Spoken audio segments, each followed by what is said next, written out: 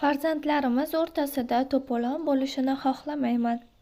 Sherali Jo'rayev o'z qo'shiqlariga mualliflik huquqi olingani haqida. Assalomu alaykum, hurmatli tomoshabin. Kanalimizdan uzoqlashmang. Bizni yo'qotib qo'ymaslik uchun like va obuna bo'lib ketishni unutmang.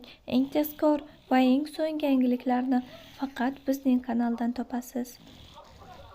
O'zbekiston xalq artisti marhum Sherali Jo'rayev 12 yil avval Farg'ona viloyatidagi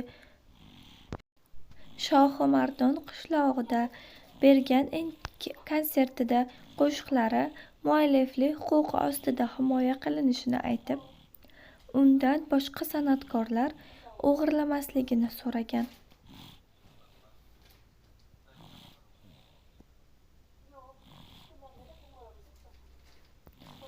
Tepada o'tirganlarning o'zlari buzib tursa, yoshlar nima qilsin? Qayoqqa qarab ketsin ular? Shuning uchun maslahatim, o'zingizning qo'shig'ingizdan kelgan narsani qiling. Birovdan o'g'irlamang. Bilmaydi desangiz, xato qilasiz. Bu qo'shiqlarning hammasi qonun qoidalaridan o'tkazilib, mualliflik huquqi olingan. Ertaga farzandlaringiz chiqib, bu mening dadamning musiqasi edi, desa, mening farzandlarim esa, bu mening dadamning musiqasi, desa, to'polon bo'ladi. Men buni xohlamayman. Shuning uchun, birodarlar, musiqachilar, xonandalar, bir-biringlarning hurmatlaringni joyiga qo'yinglar, degan xalq artisti. Sherali Jo'rayev xonanda, musiqachilarni hurmat qilishini ta'kidlab, sizlar elning farzandlarini to'g'ri yo'lga yetaklaydigan zotsizlar, deb ta'rif bergan. Avvalroq Shohjahon Jo'rayev Sherali Jo'rayev qo'shiqlarining qorovuli sifatida mashhur san'atkorlardan otasining qo'shiqlariga osilmaslikni so'ragan edi.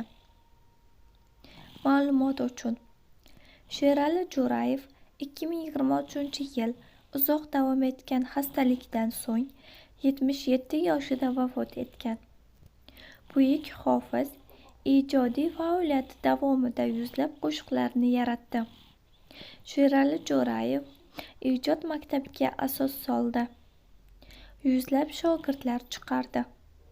1981-yilda O'zbekistonda xizmat ko'rsatgan artist faxriy unvoni bilan, 1987-yilda O'zbekiston xalq artisti faxriy unvoni bilan, 1991-yilda Alisher Navoiy nomidagi O'zbekiston Respublikasi davlat mukofoti bilan, 2018-yilda Tojikiston xalq artisti faxriy unvoni bilan, 2018-yilda fidokorona xizmatlari uchun ordeni va 2022-yilda El-yurt xizmati ordeni bilan mukofotlandi.